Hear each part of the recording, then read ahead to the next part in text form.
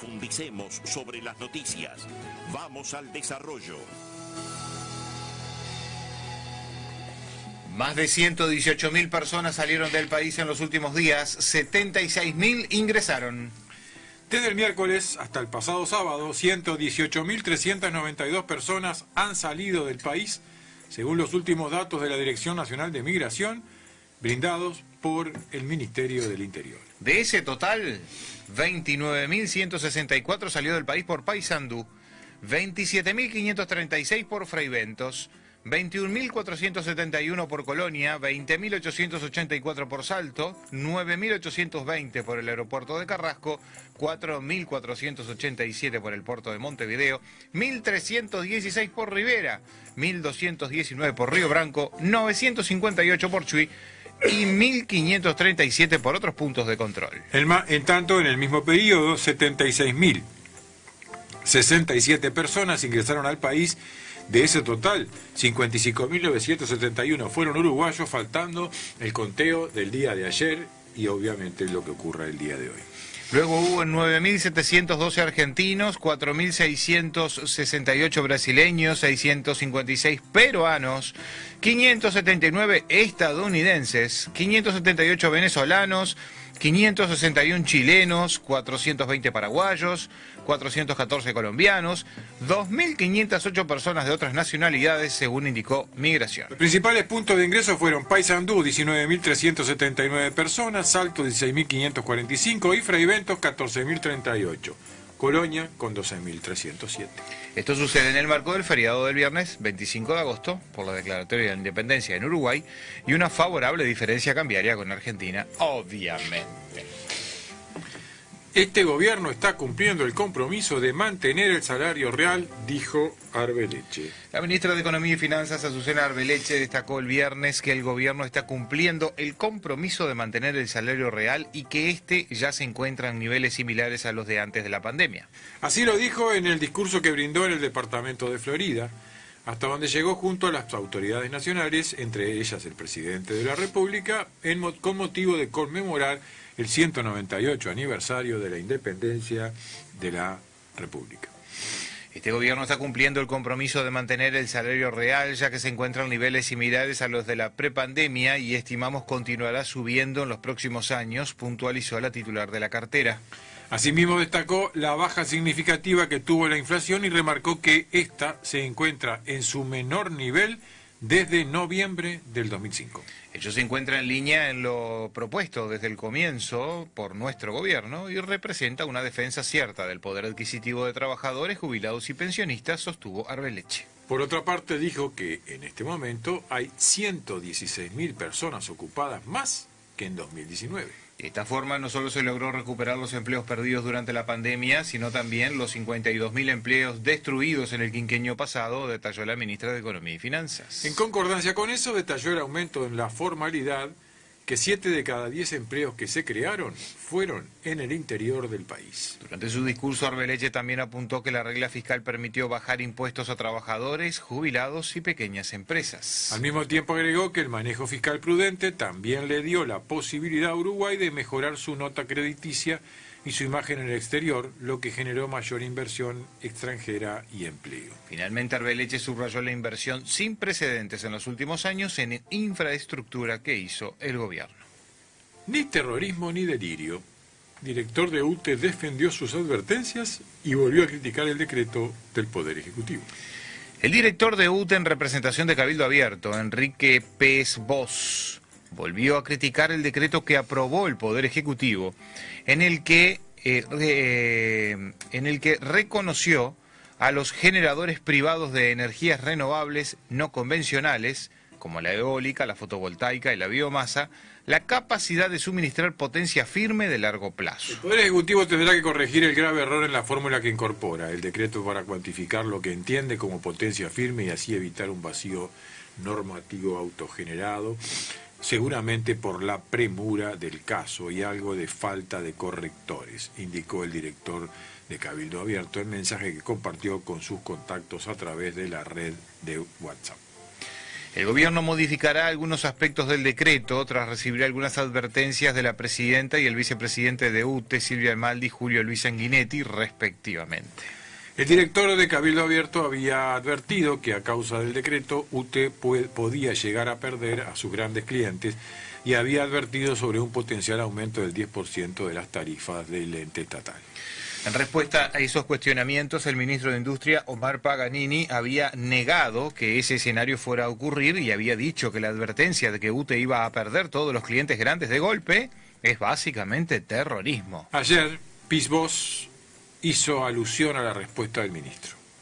En atención a que este terrorista delirante estimó y denunció públicamente que UTE podía perder hasta 280 millones de dólares anuales, un 20% de sus ingresos, y por ello tener que aumentar más de un 10% real las tarifas, parecería que entraron en razón y sacarían un segundo decreto corrigiendo el error de la fórmula que desde entonces deja un vacío normativo, dado que la fórmula errónea en que se sustituye el régimen normativo anterior no tiene significado matemático algebraico y consecuentemente no genera una sustitución aplicable de lo anterior, indicó el director.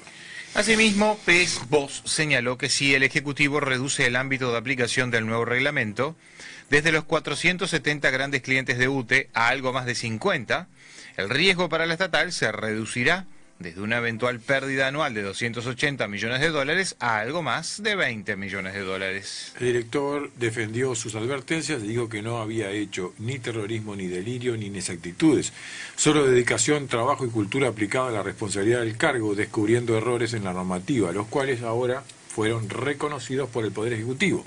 A su entender, la modificación del decreto, lejos de introducir algunos ajustes, como dijo Paganini, va a levantar el vacío normativo provocado por la propia iniciativa. En otros temas, oficialismo pide a Economía conocer cuál es el espacio para negociar rendición de cuentas entre sus socios. El debate por el proyecto de ley de rendición de cuentas fue intenso en la Cámara de Diputados. Las exigencias de Cabildo Abierto pusieron en jaque la aprobación del texto por parte del oficialismo, hasta que el senador y líder de Cabildo Abierto, Guido Manini Ríos, y el secretario de la Presidencia, Álvaro Delgado, acordaron que sus reclamos se discutieran en el Senado de la República. Esa etapa ya se inició y la postura de los cabildantes se volvió aún más tajante. Lisa y llanamente ya advirtieron que si no se contempla su solicitud de unos 500 millones de pesos para las Fuerzas Armadas, no darán su voto. Es por eso que en filas de nacionalistas hay preocupación por conocer cuál será el margen que tendrán los recursos extras para poder negociar las diferentes demandas de los distintos partidos oficialistas, con el agravante de que esta es la última oportunidad que tiene el gobierno para incrementar el gasto. El próximo martes el Ministerio de Economía y Finanzas acudirá a la Comisión de Presupuesto y Hacienda del Senado y para adelantar el proceso de negociación con sus socios, el senador del Partido Nacional Jorge Gandini está en conversaciones para relevar cuáles son los planteos concretos de los demás integrantes del oficialismo, dijeron fuentes políticas. El senador conversará con las autoridades de economía sobre cuál es el espacio que tendrán en materia de recursos extras para los intercambios con los demás partidos. Este es precisamente el proceso que en filas nacionalistas entienden que fue lo que acordó Delgado con Manini, discutir la propuesta y no una garantía expresa de que los fondos serán asignados. De la reunión con Manini Ríos, el senador Guillermo Domenech dijo días atrás haber salido con una certeza: vamos a pelear por un aumento razonable para los soldados, y mencionó que se incrementará entre 500 y 1.000 pesos mensuales para cada funcionario. El reclamo de los cabildantes, que suma unos 500 millones de pesos, se pretende destinar a incrementar salario de las Fuerzas Armadas, mayores compensaciones a sanidad militar y recursos para financiar la atención en salud mental y adicciones para el personal del Ministerio de Defensa Nacional. Además hay otros artículos que, a pesar de haber sido aprobados en la Cámara de Representantes, han generado polémica y diversos cuestionamientos, lo que instaló la duda sobre cuál será su tratamiento en el Senado y si existe la posibilidad de reverlos. Dos de ellos, los que causaron mayor debate en los últimos días, fueron los que modifican la ley de derecho de autor y que llevaron a que Spotify amenazara con que su negocio sería inviable si se aprueban estos artículos. El gobierno ordenó la casa. Luego de 15 años de gobiernos del Frente Amplio, dijo Álvaro Delgado. El secretario de Presidencia, Álvaro Delgado, defendió la gestión del actual gobierno, asegurando que bajo la administración liderada por Luis Lacalle Pou se ordenó la casa. Luego de 15 años de gobiernos del Frente Amplio, agarramos el gobierno con un 10,5% de desempleo, un 5% de déficit fiscal, con deuda externa creciente, con 220.000 uruguayos en asentamientos. Este gobierno ordenó las cuentas, a pesar de la pandemia, generó confianza, generó inversión, políticas sociales, infraestructura y reformas como la de la seguridad social y la transformación educativa, sostuvo. Las declaraciones de Delgado se dieron luego de inaugurar el sábado una obra de pavimento en el departamento de Paysandú. Mirando para adelante viene el aterrizaje de ese crecimiento en desarrollo, que es el gran parte de los desafíos que estamos empezando a transitar ahora, afirmó. El secretario de Presidencia cortó la cinta inaugural del camino que une las localidades de Piñera Merino y Morató. Se trata de un tramo de pavimento de 34 kilómetros ubicados en el municipio de Guichón. Sonó una campana ahí. Sonó la campana. Atento. Mujica pidió socorro si Milei llega a ser presidente en Argentina. El expresidente José Mujica... Espere. No lo dijo porque sea de derecha. Perdón. Me parece un loco, dijo. El expresidente José Mujica fue consultado el sábado sobre la posibilidad de que Milei sea el próximo presidente de Argentina y exclamó: ¡socorro! Y rió. No porque sea de derecha, me parece un loco. Ahora la cosa vino de locos, explicó Mujica. El expresidente se encontraba en el comité de base Los Malvines, en el marco del día del comité de base que celebraron el viernes los Frente Amplistas. Días atrás, Mujica había dicho que no cree posible que en Uruguay pueda funcionar un discurso contra los políticos como sucedió en Argentina con Milei, quien se convirtió en el más votado en las elecciones primarias abiertas, simultáneas y obligatorias. El pueblo uruguayo no más calambre, dijo Mujica en rueda de prensa consignada también por otros medios. Para Mujica, Uruguay políticamente es una penillanura suavemente ondulada y el que grita mucho hace demasiado ruido y eso no va a pasar. Nos conviene que Argentina salga del agujero que tiene, agregó el expresidente de la República, quien además relativizó la votación de Milei en las PASO, donde fue el candidato más votado, con más del 30% de los votos. Lo más avasallador fue los que no fueron a votar, cuando el voto es obligatoria. Esos y los que votaron en blanco, largamente más que duplican a Milei, dijo Mujica. El referente del Frente Amplio agregó que el voto en blanco y el ausentismo habla de que hay un desencanto considerable en una parte del pueblo argentino, concluyó.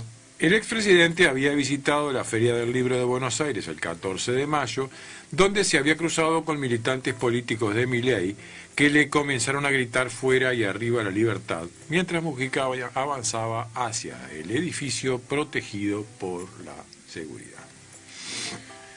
O'Donnell, sobre la posibilidad de integrar un eventual gobierno del Frente Amplio, diría que sí.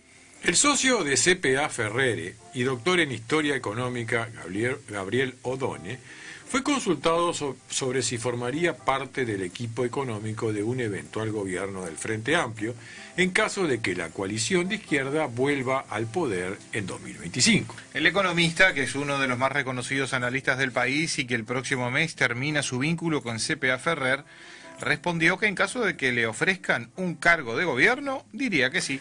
Milité políticamente en mi juventud y nunca he dejado de conversar con políticos y gobernantes. Conozco a Yamandú por Orsi y en principio apoyo su candidatura, pero no creo que él hable conmigo más de lo que habla con otros colegas. Y así como hablo con Orsi, he hablado con el presidente o con otros políticos. Si el Partido Nacional me invita a ir a una charla, no tengo ningún problema. Soy un votante del Frente Amplio, toda la vida lo he sido, y eso va a seguir siendo así, a pesar de que sigo siendo crítico de algunas cosas que el Frente Amplio tiene, afirmó O'Donnell. Al ser consultado si formaría parte del equipo económico de un futuro gobierno, el economista respondió: después de tener una carrera profesional en el sector privado, de ser docente y de haberme pasado diciendo lo que habría que hacer, si ahora se plantea, diría que sí. Creo que le debo algo a Uruguay. Desde qué lugar y cómo hacerlo dependerá. Soy economista, pero las relaciones internacionales me parecen espectaculares.